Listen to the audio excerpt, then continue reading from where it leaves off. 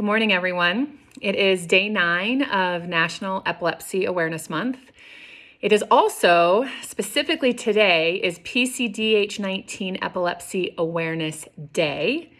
So I thought I would take a moment today to talk a little bit about PCDH19 specifically. As I mentioned before, we were able to get gene testing done. They can do a full epilepsy panel, and they're looking for any known mutations that are connected to any kind of epilepsy.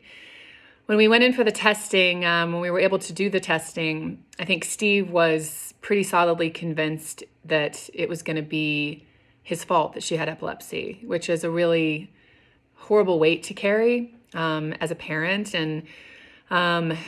And we didn't know because he's had epilepsy since he was a kid, and we never really knew, and they've never known what caused his specifically. It's considered a generalized epilepsy, meaning they don't know the specific reason. But all the testing came back, and when she came back with PCDH19 mutation, we then were able to do testing, and neither one of us carry the mutation. She is what is considered a de novo case, meaning truly a brand new mutation with no genetic factor that was passed from parents. It was a relief for Steve, but it doesn't change the fact that this is a new diagnosis that we had to start to wrap our heads around. PCDH19 is a gene mutation on the X chromosome. It's typically passed from father to daughter, but not 100% of the time. And it's mostly girls that are affected, but there are also boys with this gene mutation as well. The epilepsy is a big piece of it, obviously. It's epilepsy causing. It can be a wide variety of seizure types. It is considered a drug resistant type of epilepsy, i.e. my daughter has failed medication after medication. She seems to be on a good mix right now, but typically throughout a lifetime, there's going to be times where what you're taking isn't working anymore, and then reassessing, trying new meds. It's also more than the epilepsy. I think what scared me more, because we already knew she had epilepsy, but when I started to really read about the PCDH19, it was also all the other potential things. And they're learning still. This was just discovered in 2008, this mutation. But with my daughter, I kept honing in on the other things that were scaring me. It can result in serious behavioral issues.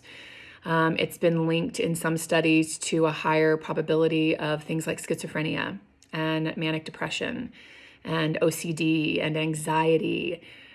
It's a lot to wrap your head around that could all be coming down the pipeline for her as she gets older. And some of that she may not experience. There's a lot of unknowns, a lot more unknowns than I would like as a parent.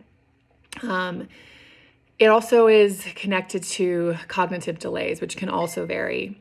In Alex's case, she was already at the disadvantage because of the hydrocephalus, and she was already delayed in all areas of development. But with PCDH19, it affects how your brain cells communicate with one another. And so learning can be difficult.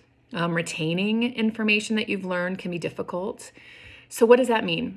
Well, for Alex, it means something simple that most people might take for granted that you're teaching your child to do might take her significantly longer, whether it's learning a new word, learning how to sit, learning how to give a high five, learning simple things that, again, I think most parents take for granted. With Connor, with her older brother, who's 2 years older than her, he learned everything just so quickly. He was a typical kid. He was running at 9 months old, and he was, super curious and into everything. We never had to sit down and think, okay, what are all the steps we have to do to make sure he understands how to sit? What are all the steps we have to do to get him to understand how to pull up to his knees? All the little nuances of detail that go into it is very much our approach with Alex, because retaining information is very difficult for her. Right now, she's going through a period of seizure freedom. We've never had that before. She's gone, we're coming up on 4 months. And you can see just quieting that seizure activity in her brain is allowing her brain to develop more, and she is having some bursts. Once she stopped having seizures, she crawled up the stairs for the first time.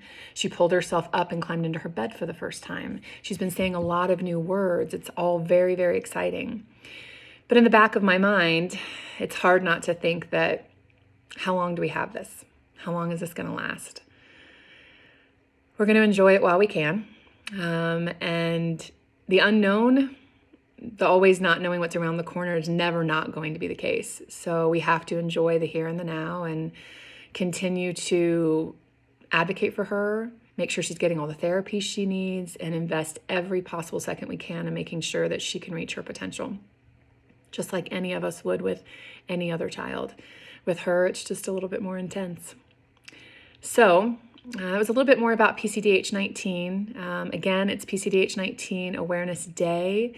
Please share this. Please help get the word out. Please rock your purple. Purple is the epilepsy awareness color. So rock that purple and let people know what you're trying to raise awareness about. The fact is, you never know. You never know when you'll encounter someone who has epilepsy. You'll never know when you're talking to someone who might be an adult struggling with epilepsy. You might not know how much it's still affecting their lives, affecting their cognitive ability, affecting their memory, affecting their day-to-day.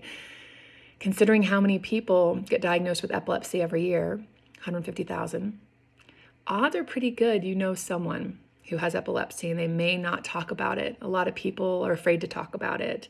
They feel embarrassed, which I know seems crazy because you can't control it, right? But it's something that is hard for some people to talk about. So be the person that's not afraid to talk about it. And happy Monday. And please consider contributing to my campaign. We have raised a little over $700 of the $5,000 goal we have for this month. So we got a long way to go, but every little bit helps. If everybody listening to this right now threw $5 in the pot, boom, we'd be there probably. So please don't think it's too little. Thank you so much for listening. I hope you have a great day.